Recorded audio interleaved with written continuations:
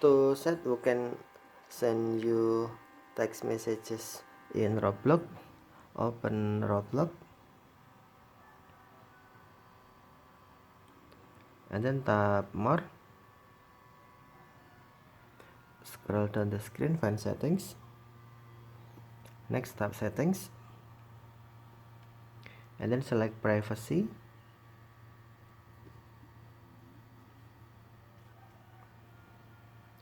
Next, on communications, tap who can message me. Tap drop down menu and then you can select option you want. On who can text chat with me in app, you can tap drop down menu and then select option you want, friends on no one.